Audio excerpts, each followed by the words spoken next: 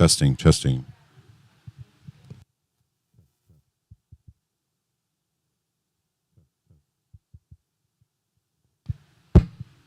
Test.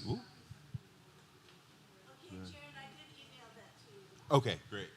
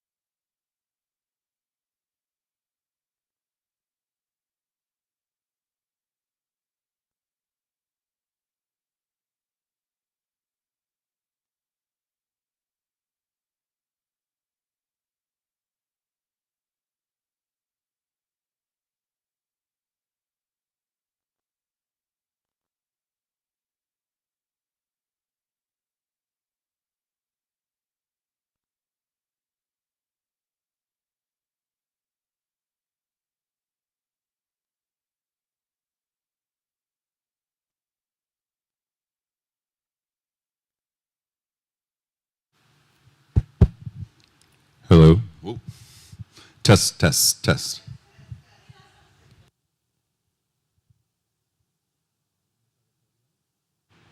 Certainly, I will try the podium. Check, check, check. I shall try not to into the mic. Okay, yeah. I think so. Yeah, I think so. Okay.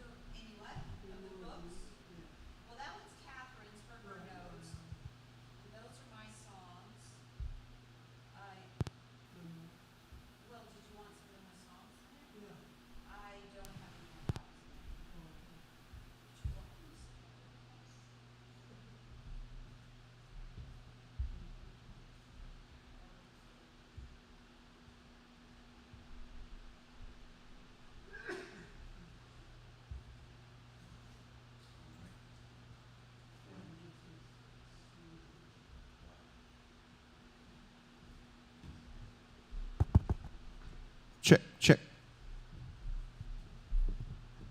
1, 2, 2. Check, check.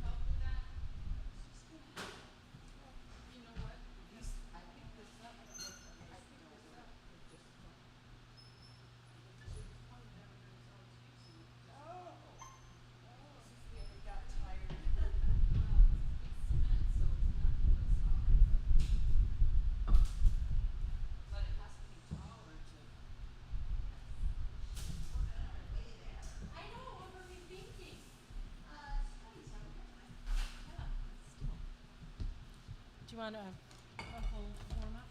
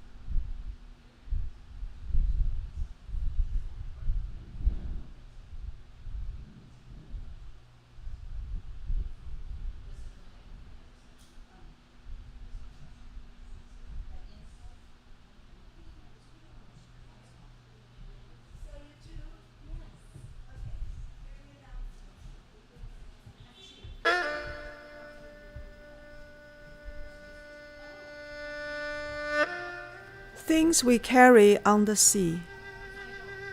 We carry tears in our eyes. Goodbye, Father. Goodbye, Mother. We carry soil in small bags. May home never fade from our hearts.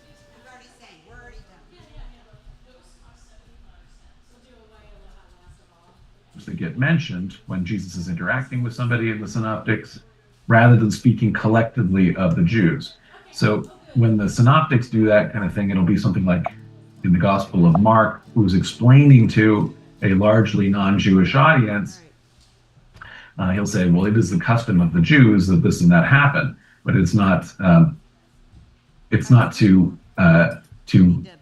describe a group that is different from Jesus and the disciples. It's just to describe a group that is inclusive of Jesus and the disciples and the synoptics. Similarly, the book of Acts, which is the second half of Luke's gospel, set after Jesus' death and resurrection. The book of Acts talks about the Jews a lot, but has kind of two senses. It's talking about Christians with a Jewish background, and they are contrasted with Christians who don't have a Jewish background. So the Greeks and the Gentiles and the Jews among Christians, for whom there is some conflicts as the new religion is growing together.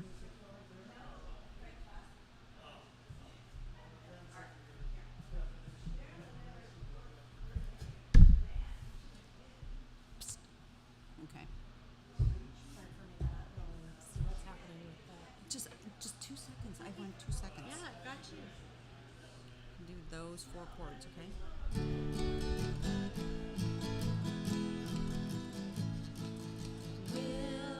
That's the note. That's all. That's all I wanted. That's all I needed.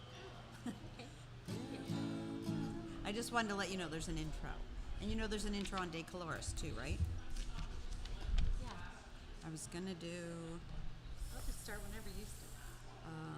That's my ball. this one's a little longer. Whoops. Where am I?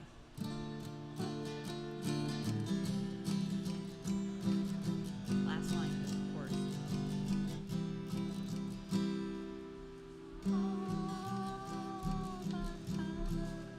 Okay.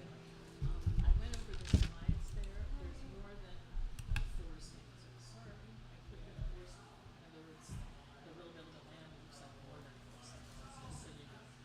1, 2, 3, 4. Yeah, but also in Dick Dolores looks like it's more. So just so you know, because I put the thing in there. You got the information. It was for. I took it right out of the hymnal. Yeah. No, I get it. All the color. Well, if there's a Looks like slight. there's more things. So just look at the thing. Well, if there's a, I can't look at the thing. I'm looking at this. The words are right, though, right? No, everything's right. So what? I'm not sure what you're telling me. Because we said you guys don't want the 4 verses. We just mean we're singing off our verses. That is really all we were saying. Oh. So if it doesn't fit like that, that's totally. It's probably because there's a slide for the. Good. Okay, I understand now. Probably there's a slide for the chorus. A slide for the stanza, a slide for the chorus. Yeah.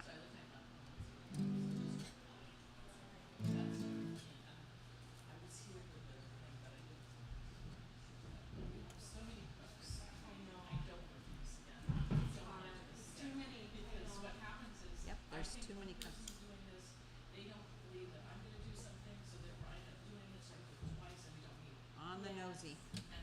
Too many cooks.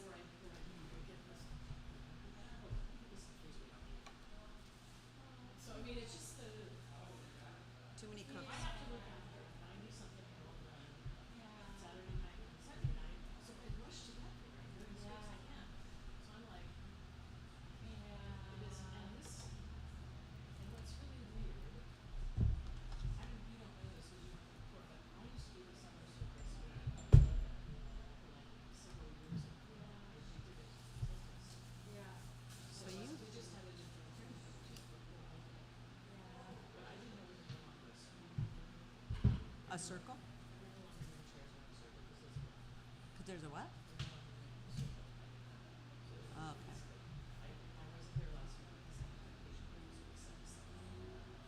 I wasn't in a circle. I wasn't here last weekend. Do all kinds of weird stuff. And you could just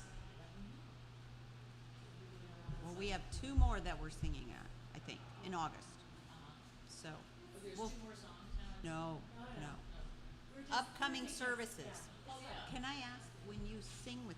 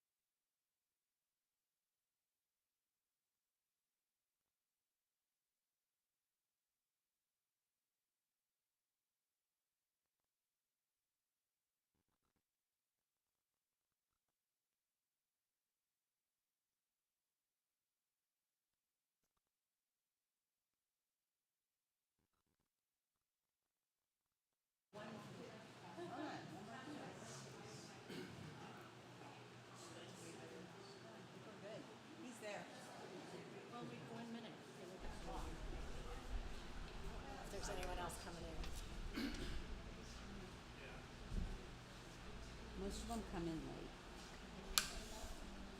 Everybody's quiet.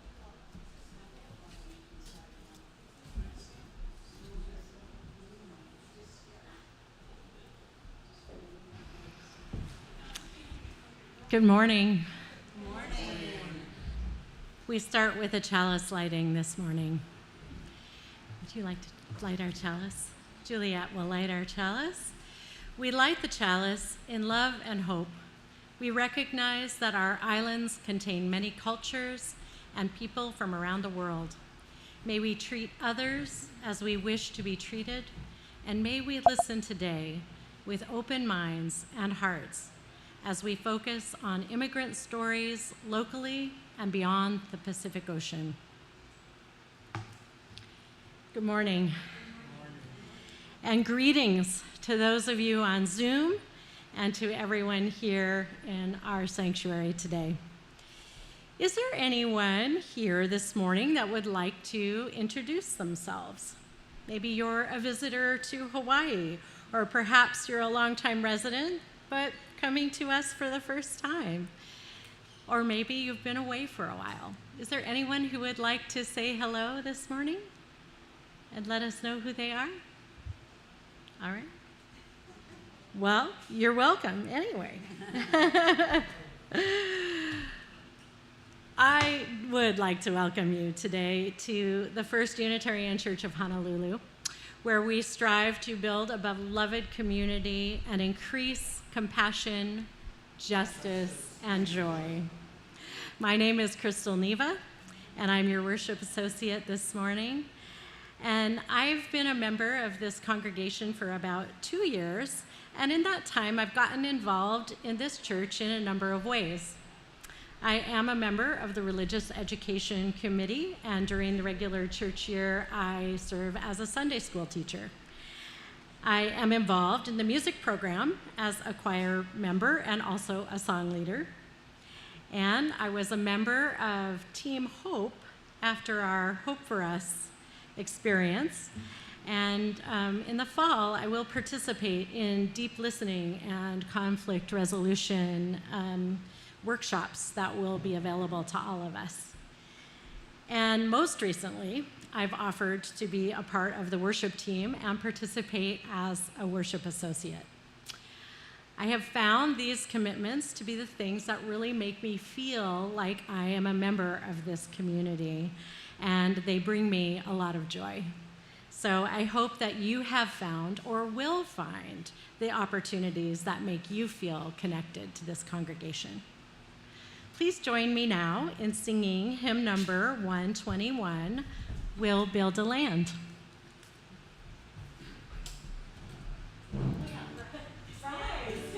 In body and spirit.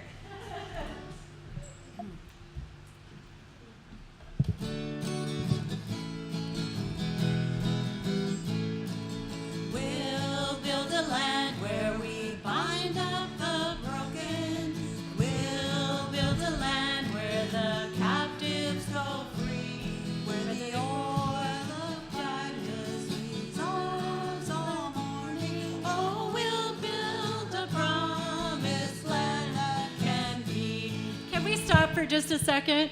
We have the wrong words showing on the screen. We need "will build a land," and it's probably a little further along, Jared. no. Sorry. There it is. All right. That was just a practice for a second. warmed up Let's now. try it again. We'll build a land where we bind up the broken.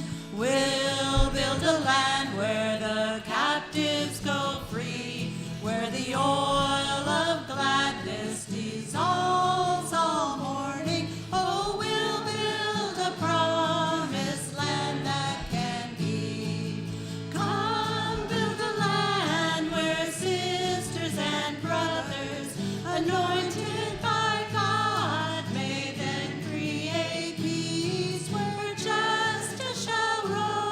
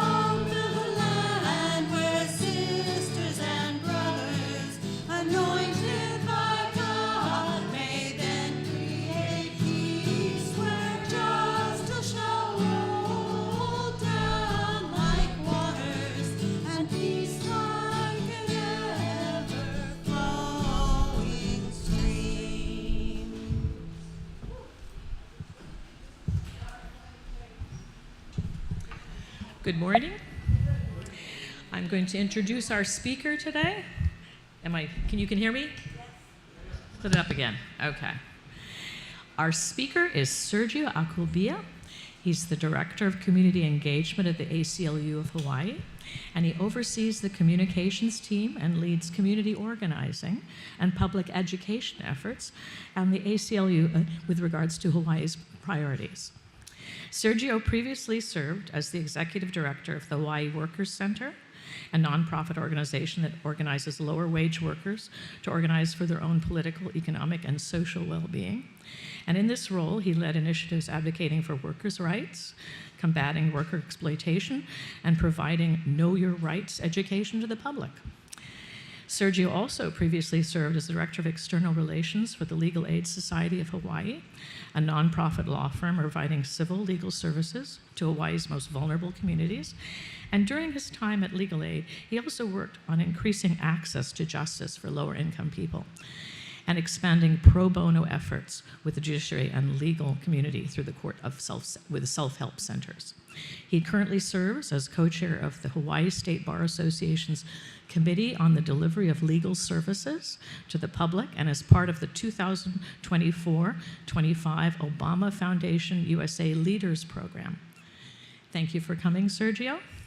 And also I want to remind us that from the past, FUC had also one of a family or group of people that Marian Saunders and her husband brought ACLU to Hawaii, I believe.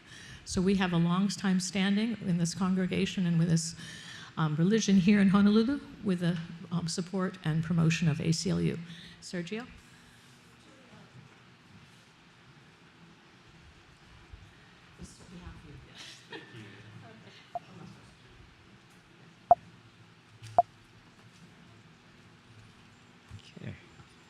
Good morning, everybody. Okay. Can everybody hear me in the back? I know it, let me know if it's too loud. Sometimes I just want to make sure people can hear me. You know, again, thank you, Juliet, for inviting me today. So many times I've driven up and down the Poly, and I've seen that banner outside, and I'm like, wow, what an awesome church. And you know, just preparing for today, I know that there's some issues with the banner coming on and off and things like that, but it's up there. And it just really is an honor and a privilege just to be able to speak and share with you today. So thank you again, Juliet. And yeah, just aloha and good morning, everyone. Yeah, as Juliet said, my name is Sergio Alcubilla, and the title of my talk today, I don't know if it's I don't think it's a sermon, but it's more of a talk. It's, I am an immigrant. And I am an immigrant. You know, I just want to begin with a story of myself a little bit. So I'm 6 years old. It's February 1986 in the Philippines. I'm enjoying life in the Philippines. You know, my dad is a military officer, and my mom, she decided she was going to come back to the United States and work as a nurse, where she worked in the 70s. You know, she said my dad wasn't making enough money in the military, so she needed to supplement income and come to the U.S. She took two of my sisters with her during that time. You know, it was a crazy time in the Philippines. We were in the middle of the Marcos dictatorship. There was a lot of unrest happening. You know, there were people clamoring for change. And the president, being aware of this, he had called for a special election, right? And you know, here I am. I just remember watching all these political advertisements, going to some of these rallies, but I could sense, you know, there was something going on in the country. My dad, you know, he was worried. There was a sense that there were young officers in the military that also wanted reform, that wanted change, you know, that wanted something different. So, of course, you know, Marcos held the election. You know, I think people here may know enough of this, may know some of this history, but he held the election where, of course, he declared himself the winner. And then, you know, that way he could stay in power, right? But I just remember one evening, you know, my dad, he was ready to go out, and then being the eldest son and being named after him, the third, I always went with him wherever he went. That was kind of my job. I kept him company. So sometimes I would go with him to make his rounds, to go meet with his men, or to go meet with some of his other officers, or just to be out in the community. But this one time, he told me I couldn't go. And I was a little bit shocked, I remembered, and I was definitely upset. But one of the things, I think, in my mind was, okay, I could be upset, but I wasn't going to be stopped. So when my dad wasn't looking, I hid in the back of the car. I snuck in the back and hid. I just remember crouching, and I was super proud just because he didn't see me, right? And as he was pulling out, my aunt comes screaming out and, tells him, oh, he's in the back of the car. And I was so, I want to say pissed, but sorry, I was upset that, my aunt had ratted me out. He had pulled out of the driveway, was almost there, and I was almost home free, and he had no choice but to take me. But, begrudgingly, he opened the door, asked me to get out, and begrudgingly, I stepped out of the car. Later that evening, I was watching TV with my siblings, and it sounded like fireworks, just popping sounds. And I just remember my aunt had this look of fear in her face. We didn't know what was happening, but she whisked us away into the bathroom, turn off all the lights in the house, lock the door, and it seemed like eternity. We were in that bathroom with my 2 younger siblings. And those fireworks, those popping sounds just kept going and going, and it seemed it was getting louder and louder. And with each popping sound, my aunt would just continue to wail and scream, and it scared us. I was 6. We didn't know what was going on. Finally, when those sounds stopped, I remember they just whisked us away to a car. We kept our heads down, and we spent the night at a military base. And the next morning, of course, I was told that my dad and some of his men were gunned down, ambushed, a block away from our house.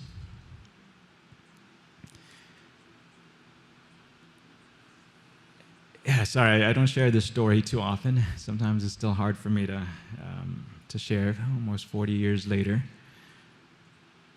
But, excuse me. Yeah, I didn't know, at 6 years old, I didn't really know much about life or death.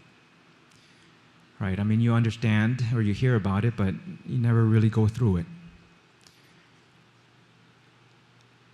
And I just understood, okay, my dad was dead. Maybe I wouldn't see him the next day. So my mom, she came home from the United States. At the time, she was 3 months pregnant with my youngest brother. And she buried my dad. And I just remember she didn't cry until she clutched the Philippine flag in her breast, and she finally left out a cry. The next day, the Philippine People Power Revolution happened. And I just remember, as we were driving to my dad's wake, the streets were filled with protesters, filled with people just wanting a change in the country. And my mom was worried, how would this impact me, just knowing how close I was to my dad. So she decided she would go back to the United States and take me with her. She would leave the rest of my siblings behind, and she would take me with her. So we came June 1986. I see the picture of the Statue of Liberty. It wasn't that far from July 4th. And, we settled in, my mom was working in Newark, New Jersey. So those images, right, of the Statue of Liberty and of America's celebration, they're still images those were some of the first things I was greeted with in this country. But my mom, at this time, she was now 10 months pregnant, working as a nurse. She was living in a house full of other nurses from the Philippines, and there were some days when she couldn't watch me. Right, so she would take me to the hospital, and I would spend the night in some of the beds there that were open, and the nurses really took care of me. And I always remember that. But my mom, just realizing how hard it was to try to raise me by herself, she sent me to live with my aunt and her family in Virginia. So for the next few years, I was with my aunt, and they really helped me.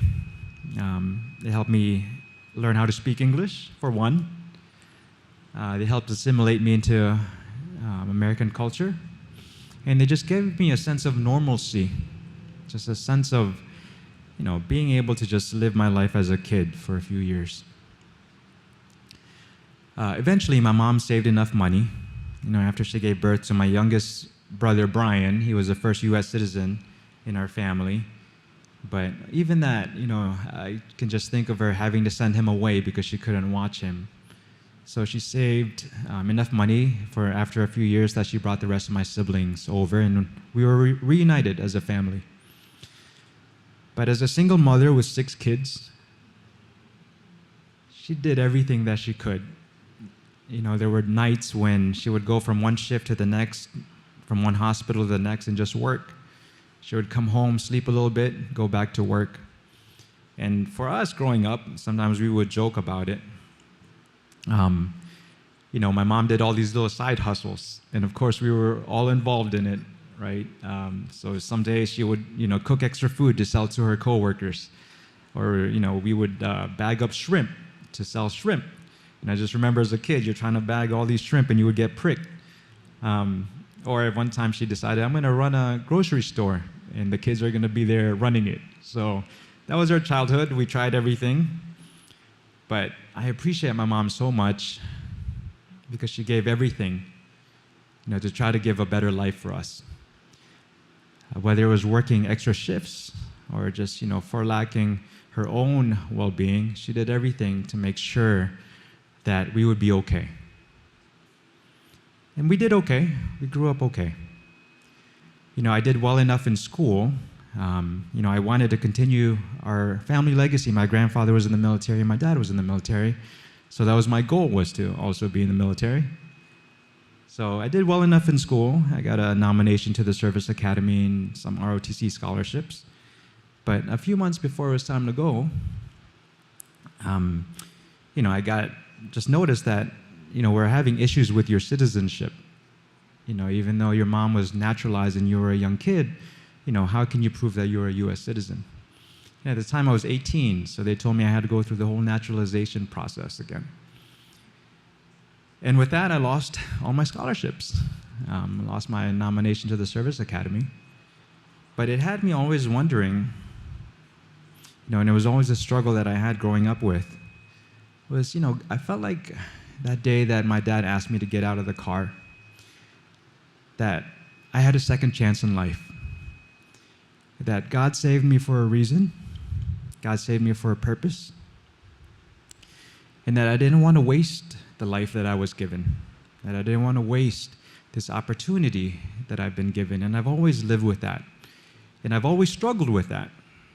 Come from different faith backgrounds, but that was something that I struggled with God with all the time. And it was kind of a living prayer relationship, right? How can I live up to this expectation of living a life well lived? Of living up to kind of this second chance, to this second opportunity. But at the same time, it's also been my own North Star. It's also helped guide me in the different career paths that I've taken. Whether it was working at the Legal Aid Society of Hawaii, or at the Worker Center, or now with the ACLU. It's always asking, what can I do with this life so that I don't waste this opportunity that I've been given? So that I don't waste that sacrifice that my mom went through for us. I may not make a lot of money. My wife tells me all the time.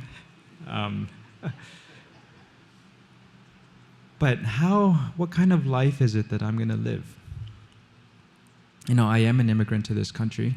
I am an immigrant here to Hawaii as well. But what am I doing that I can live up to this expectation?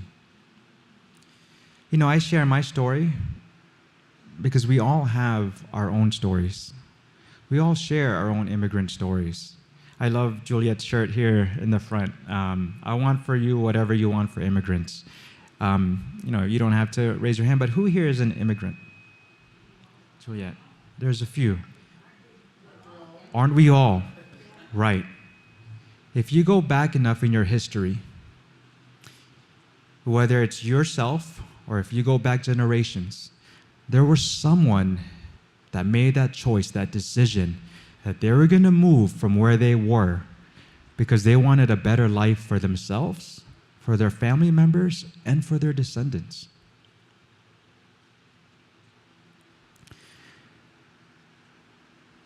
And let's honor that. If you don't know your family history, I just ask you go back. Ask people. Ask your family members, who made that choice for us that we were going to be here where we are now? Who made that decision, that sacrifice, that they would uproot everything, looking for a better life somewhere else, looking for better opportunities for their children, escaping famine, escaping violence? Who in your history made that choice and gave that sacrifice? And that's something that we must ask now. Because they put in the work. We talk about the immigrant work ethic, right? That person in your family, whether it was you or someone else, they put in those extra hours at work. They put in the sacrifice so that we can stand where we are today in this space at this moment. Now, I just think how much more different is it for that mother that puts her child on her back, walks thousands of miles to the border, and sometimes just willing to stay behind and let that child go, just for the opportunity for that child to escape the violence, the famine, for a better opportunity across the border. When I think of that mother, I think of all our mothers. I think of my mom taking me with her. I think of my mom clutching that Filipino flag and thinking of what kind of future can I have for my family. I think of the biblical Mary and Joseph, who took Jesus with them to travel far to keep Jesus safe. How much more different are those stories from your own mothers, from your own family members who made that decision? I think the difference now, right, whether I came illegally or someone that is crossing the border without documentation, is that there is people in Washington, D.C. that get to decide who gets to come in or not. Whether it was 100 years ago, people coming in through Ellis Island, or people coming in through different ways, there were people that made the decision that said, you get to come in, you get to come in, no, you don't get to come in. But the value and the story behind it is the same. There was someone that made that choice, that made that decision to think that they wanted a better life for themselves and for their descendants. So as we sit here, I just ask you to think of that family member, the sacrifices that they're going through. How much more different is it from the stories that we're seeing in the news? And this is the difference of the moment that we're living in now. We hear about these stories in the news of illegal immigrants doing all these terrible things, of committing crimes. It's an effort to erase those stories. It's an effort to dehumanize those people. It's an effort to just make them simply be numbers. And it's so much easier to treat people wrong when they're simply numbers, when there's no stories behind them, when you just see them as an other. And that's what is happening now. When we hear about, we want to round up 3,000 illegals a day, when we hear stories of We want 1 million a year deported. Those are just numbers. But I ask you, find out what those stories are. When you find someone that's being held at the federal detention center, find out about their story. What brought them here? Let's not let this government, this administration, dehumanize us, because it's the stories that keep us connected. Right? Generations from now, I'm going to continue to tell the story of how my mom brought me to the United States. And I hope my children will remember that story, that they can share with their own children why they're here in Hawaii, why they're here in this country. But let us not be silenced by this administration by making us forget the stories behind the people that on these numbers that they're pressing. We see the news, it's easy to just, sometimes it's overwhelming. It truly is. Right? And you just think, oh, it's another immigrant being rounded up. Oh, it's just so many, people at the federal detention center being rounded up, people being sent away. But let's not forget that they're people, that there's stories behind them. Let's not forget the reason and the why they may be here in the United States, why they may be here in this country trying to seek a better life. This is just finally, this is my call to action. As we live our lives, we only have one life, right? Let's honor the sacrifices of those that came before us, that made that choice so that we may be where we are today. Let's amplify the voices of those that are being silenced, because we will not be silenced. Despite the efforts of this administration, we will not be silenced, and we will not go quietly into the night. Let's remember those stories. When you hear people's stories, find out more about them. Learn your own story and amplify those voices. When there's enough of us raising our voices, they can't keep us quiet forever. Amen. Thank you very much, brothers and sisters. Thank you.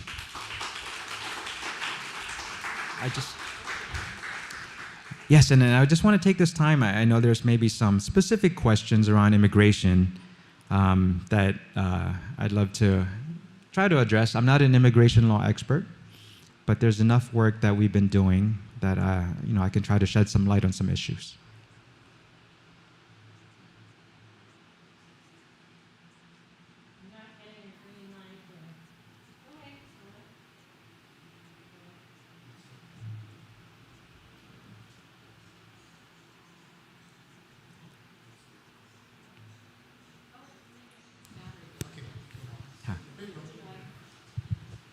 Just have to hold it for long enough. Here you go. Thank you very much for sharing your story with us. I'm hoping you can also share some stories of local ICE raids, maybe, that we should be aware of. Yeah, as many of you maybe have seen in the news, the story of the Purple Heart veteran, right? A friend of mine, Danica Ramos, was representing him, trying to find a way for him to be able to stay. So if you remember the story, Mr. Sung, forgive me if I don't have it specifically, he fought in the Persian Gulf War, or Panama War, and was awarded the Purple Heart, right? But he came to the United States as a small child. But after the war, he had some issues with PTSD and committed a few crimes. But finally, he was able to turn his life around, and he raised his family here in Hawaii, here in Honolulu. But those charges still stuck, even though 30, 40 years later, he was able to change and turn his life around. And then just fearing being sent to wherever, El Salvador or Guantanamo, wherever they're sending people now without due process, he decided to self-deport. So a few weeks ago, he decided he was going to go back to South Korea. That's where originally he was from. But, here's a veteran who fought for our country, was hurt, awarded the Purple Heart, and those are the people that are being deported.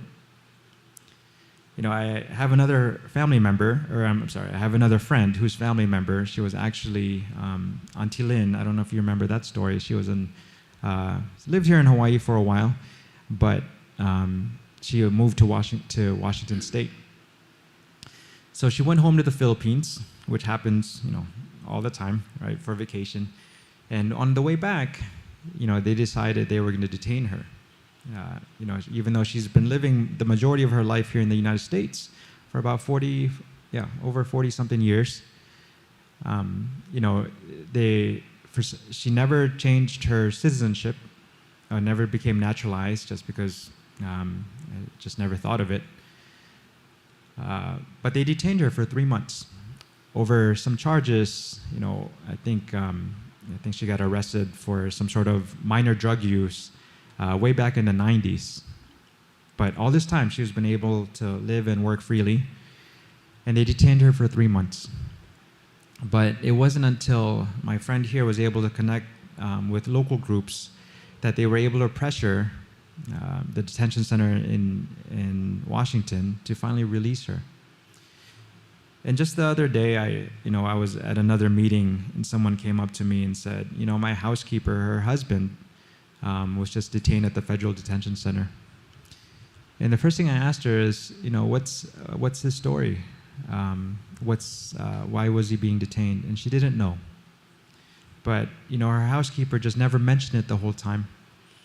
And she was living kind of with this heavy burden, for weeks. And finally, she just opened up about it. And I asked her, can you go back and just find out the story of your housekeeper's husband? And if we can tell that story, we can put pressure. We can let the community know that there's people, that our neighbors are in the federal detention center, that they're not just random people, but there's people with stories, with lives that we're all connected to. Those are some of those stories locally. The other month there were some teachers, some J1 teachers from the Philippines. I don't know if some of you all saw that on Maui. They called me later in the evening, and they were still frantic going through that experience. Can you imagine at 6 a.m. in the morning, while you're getting ready to go to work or getting ready to go to school, you're taking a shower, and then all of a sudden you have ICE agents banging at your door, with guns drawn, asking everyone to get out of the house. And some people were still in the shower, and all they could get out was with their towel. And they didn't explain why they were there. Finally, they said that they're looking for someone. And of course, that someone wasn't there. But they asked everyone in the house to provide documentation, that they're legally allowed to be in the U.S. And I'm just thinking, is this really the America that we wanted? Is this the America? I would have never imagined as a kid that this is the America that we're living in today. As I mentioned, I came around July 4th, and kind of those images of the Statue of Liberty, of freedom, of democracy are still ingrained in my head. And I would have never imagined this is the America that we're living in today. When you can be in your home and just fear ICE agents at your door demanding that you come out and identify yourself. Those are some of just the stories that I've come across personally. Thank you. I was wondering if you could share with us some of the things that ACLU are doing, because I think that there are people interested in knowing what they can do also. And I think the other factor is, too, I've seen a number of situations in California where people have come out of their houses and out of their communities where businesses were that were being taken over by ICE agents, and they basically run them out. I mean, I don't know if they're necessarily thorough with it, but it drew too much attention because, of course, they had bounty hunters involved in it. The question I have is that the bounty hunter aspect of things, have we gotten to that point here in Hawaii, or are they just bringing in the SOBs that are, quote, with the, quote, papers or whatever you want to call it, that can act as suppose that they're an arm of the law, not just a bounty hunter? So that's my specific question. Yeah, I think, thanks, Juliet. That bounty hunter question came up recently because I think it was happening. There was a law or a bill in Alabama, that was being considered, right? And the question was, would something like that happen here in Hawaii? Ironically enough, I feel like I'm preaching to the choir, right? Those are things that we wouldn't want, of course, here in Hawaii. And what can we collectively do? I look at this candle behind me, this light. When you light the chasm in the chalice in the beginning, right? We're all our own units of light. And the more we continue to shine, the light on these things, the more that it's harder for government actors to do these things behind our back. So some of the things that we can do here locally. So right now with the ACLU, we will be bringing on an immigration rights attorney next month, September. And we're grateful for that we have now the capacity to be able to handle some of the kind of the more systemic issues around immigration, everything from birthright citizenship to some of the other claims. But what can we do here collectively as individuals? One of the things that we've been pushing hard on, is something called a 287G agreement. Basically, it's an agreement between the states and the federal government, or the counties and the federal government. There's no way that the federal government can fulfill its mandate of 3,000 a day of people locked up across the country. There's just no way. There's not enough people. I mean, it's scarier now because they've just supercharged ICE with, $400 billion in federal funding. But the only way they could do that is if they work with our local law enforcement. And they've done it in other states, where they've deputized local law enforcement basically to be the arm of immigration enforcement as well. And I'm glad there are some states that are pushing back. And I'm glad so far that we have a trifecta at the moment, right? We have a governor, a judiciary, and a legislative branch that are willing to push back. So right now we're asking that any 287G agreements or any MOAs or MOUs with ICE or Homeland Security be shared publicly. That counties and police departments are willing to share what kind of arrangements do they currently have with ICE. So we put in a records request to all our police departments, to all the county mayors, asking. And a lot of us were working on the presumption. We were being told by by mayors and police chiefs that no, we don't have any agreements with ICE. With Homeland Security, usually the agreements before kind of this administration, a lot of the work was really catching bad guys, the traffickers, the sex traffickers, the ones that are committing these terrible crimes, right? But now they're just going after everyday workers, people that are working the farms that may be undocumented. But they still have these type of MOAs or MOUs, and then we just heard back on Friday that the Kauai Police Department, after we put in the records request, they said, that MOA or MOU we can't disclose because it's owned by HSI. Homeland Security. So in essence, there is some sort of cooperation with Homeland Security or with ICE. So we want to continue to pressure them to release that MOA. And one of the things that we were worried about, there was a statement, internal police memo, that basically said that they would support any immigration enforcement that would take undocumented individuals that were arrested or convicted of a crime. So now, for us, the word arrested, anybody can be arrested, right? But if you're not convicted, where's the due process in that? So what I ask now is, we're going to be up for a police chief soon. For us here in town, that's in the news coming up. We need to put pressure on the mayor. We need to put pressure on the police commission. What kind of police chief do we want? Those meetings are going to be public. For your council members, because any MOAs or MOUs need to go through county council for approval. And we've got to let them know that we have their back. Some of our elected officials don't want to act on things unless they know that there's people that support them. So let them know, contact your county council member, the mayor, attend the police commission meetings when it's time to find a police chief, and let them know that no, we do not want our local resources, our local police personnel, we already have a shortage, we don't want them being used for immigration purposes. Simple as that. So that's one thing. And then just second, this coming legislative session, the past legislative session, there were a few bills that we were trying to get passed that we wanted our state legislature to take a stand on and support. But a lot of the sentiment was, we don't want to bring any more attention to Hawaii than necessary.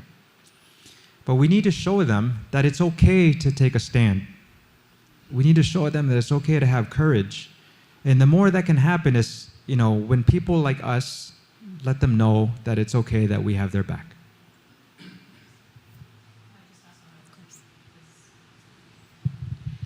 I want to follow up on the legislation issue with regards to the lack of what shall I call it? I'm going to call it balls. The lack of balls to say back to the Trump administration because they didn't want to draw attention to themselves in the legislative process. And I think that was a huge mistake. And I think we need to let our legislators know that that was not the correct way of doing things, because it changed nothing. Yeah. Literally, we were at a point where now they want to do a special session, maybe, whatever, but it changed nothing. And we're in preparation. Well, what are we in preparation for? We haven't put anything down on the ground. And I was there. I know those. I know that that's true. Yeah. I'm not coloring it any other way. We set ourselves up. And I feel terrible about that. Yeah, thank you, Julia. Absolutely right. And that's how we're capitulating to kind of this administration, right? When we're willing to give up, whether it's our universities or, we're so, right, with Columbia kind of just willing to settle, with some of these law firms willing to settle. And one by one, they're chipping away at the solidarity, chipping away at kind of our sense of unity. And it is scary. And that's where I think if we can show a united front here locally and support and ask our legislators to have a backbone. We're going to take one more question. I actually didn't have a question. I had a tiny bit of good news. And that is some weeks before that ICE raid on our Filipina teachers, which was horrendous at 6 o'clock in the morning, our Department of Education had set a policy for all schools that no teacher or any staff member could let any ICE agent in and disrupt any student's education. And they set up a training program for vice principals and principals to try to manage it, to get the administration in. But I think the fact that the Department of Education came out with, this was announced at a Board of Education meeting, with a policy that was going to be resistant to the interruption of the lives of our people by ICE, is a reason that terrible break-in happened at 6 o'clock in the morning instead of later in the day when they might have been protected by the schools. But I think that if we support people like our Superintendent of Education and the Board of Education in these acts, maybe we can get that to spread. Yeah. Thank you. Thank you. Thank you. Thank you all. We all have a lot of privilege in this room, whether it's education, race, ethnicity, socioeconomic class. We all have a lot of privilege in this room. And let's use them, for the things that we care about. And let's use them for others that don't have the same privilege. Just this week, we're going to do a follow-up training for the teachers, because the concern really is going to be for the students as the new school year starts, that, some students may be broken up from their families. So again, just think of our young people, and just we ask, keep people in your prayers, and thank you for all the work that you do, and thank you again for this time. Thank you.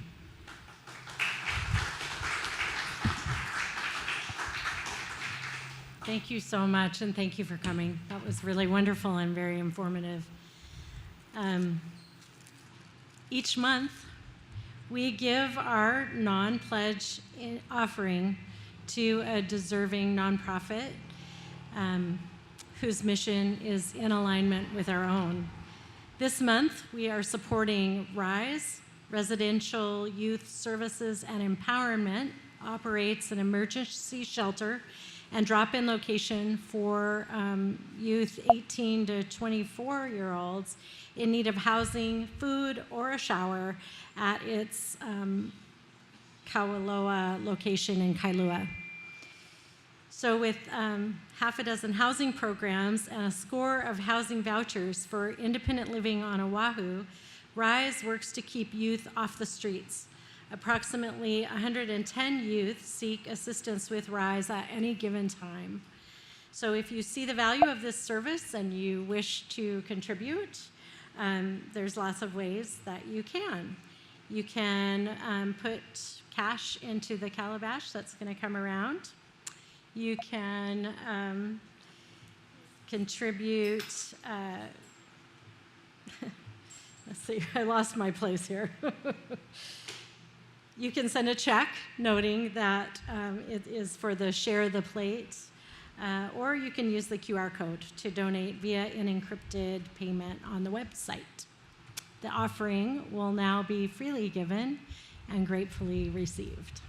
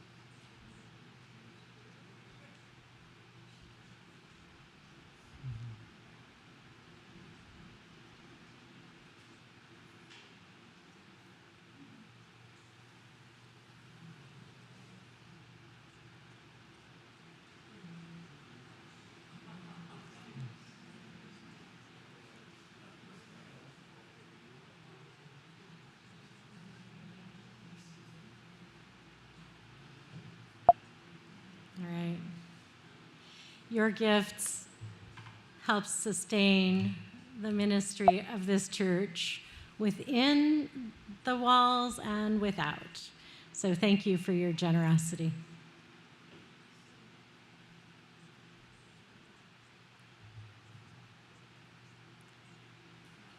Is there you I receive, to you I give, together we share, and from this we live.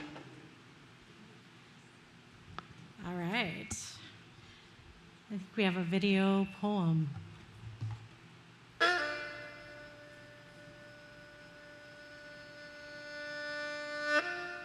Things we carry on the sea. We carry tears in our eyes. Goodbye, Father. Goodbye, Mother. We carry soil in small bags. May home never fade from our hearts. We carry names, stories, memories of our village. We carry scars from proxy wars of greed. We carry carnage of mining, droughts, floods, genocides. We carry dust of our families, incinerated in mushroom clouds. We carry our islands sinking under the sea. We carry our hands, feet, bones, hearts, and best minds to start a new life. We carry diplomas, medicine, engineer, nurse, education, math, poetry, even if they mean nothing to the other shore. We carry railroads, plantations, laundromats, taco trucks, farm, factories, nursing homes, hospitals, schools, temples, all built on our ancestors' backs. We carry old homes along the spine, new dreams in our chests. We carry yesterday, today, and tomorrow. We are orphans of the wars forced upon us. We are refugees of the sea, drowning in plastic wastes. We came from the same mother in Africa. were your children, sisters and brothers, father and mother. Our tongues carry the same weight as we chant. I, Hub, Liebe, Amor, love, 平安, Salam, Shalom, Paz, peace, 希望, Amal, Hoffnung, Esperanza, hope, hope, hope, as we drift from dream to dream, sea to sea.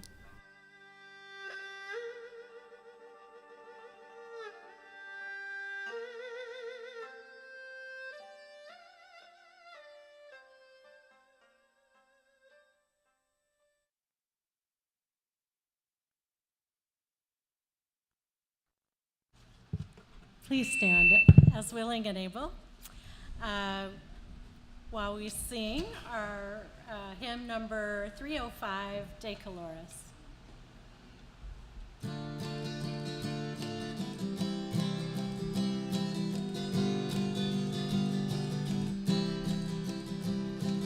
All the colors, yes, the colors we see in the springtime with all of its flowers. All the colors, when the sunlight shines out through a rift in the cloud and it showers. All the colors, as a rainbow appears when a storm cloud is touched by the sun. All the colors abound for the whole world around and for everyone under the sun. All the colors, yes, the colors of people parading on by with their banners. All the colors, yes, the colors of pennants and streamers and plumes and bandanas. All the colors, yes, the colors of people now taking their place in the sun. All the colors around for the whole world around and for everyone under the sun. All the colors, yes, the black and the white and the red and the brown and the yellow. All the colors of people who smile and shake hands and say hello. All the colors, yes, the colors of people who know that their freedom is won. All the colors abound for the whole world around and for everyone under the sun.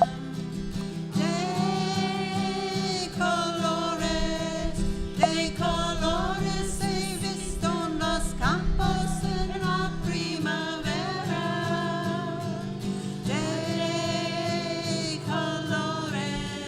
De colores son los pajaritos que vienen de fuera.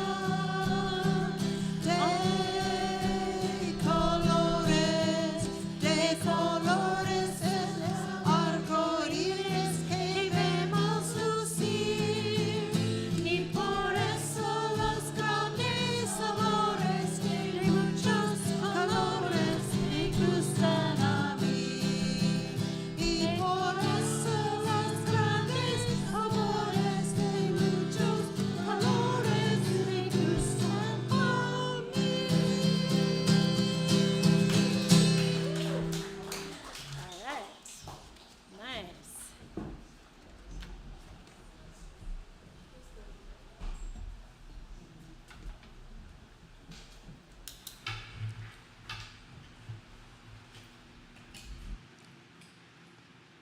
Book of Life. The Book of Life is it's a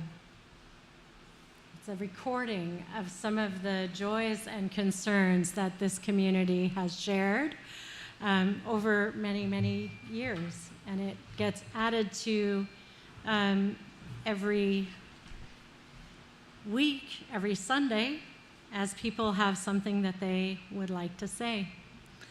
So today, just want to make sure I'm not missing anything, July 27th, we have a joy. Happy birthday to our church president, Sue Carpenter. So we say a special day. Her special day is August 1st, and it will be her 75th. Woohoo! And I do have an announcement in a little bit saying thank you to Sylvia for serving our church for so long as a child care provider. She's been here for many, many years. So we want to thank her for that. And later we'll eat cake, I think. Woo! All right. So now, in the words of Paul Robeson, I shall take my voice wherever there are those who want to hear the melody of freedom, or the words that might inspire hope and encourage in the face of despair and fear. My weapons are peaceful, for it is only by peace that peace can be attained. The song of freedom must prevail. We offer these words as we extinguish the flame. We ask for peace, peace, peace.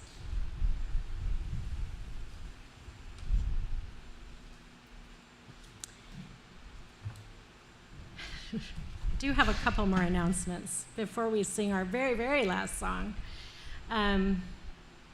Molly Rowland has a guest book to be signed for those who attended Nancy Young's memorial service, if you've not yet signed it. So she's going to send it to the family after today. So if you would like to share a message with the family, please find Molly after the service and sign it. There's also another announcement. Gabe, would you like to come up? Just a quick announcement on behalf of the hospitality team and Jaron. I created a sign-up sheet for those dishwashing hands and those helping clean up today especially. So sign up if you know you're going to be here in advance. If not, the best way this will work, when you come on Sunday, look at the bulletin board. If the Spirit moves you, sign up to help clean up and dishwashing, all right? It takes a village. You are that village. Now with that, I think we can sing. Did he have it? Yeah. Well, then that will be the one, probably. Dona Nobis, if everyone would like to stand, and you can hold hands if you're inclined to do so. Just check with the person next to you and make sure that's okay.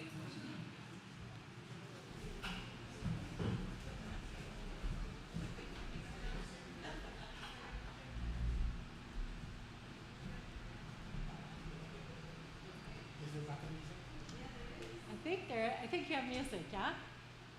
Oh. Oh, it's okay.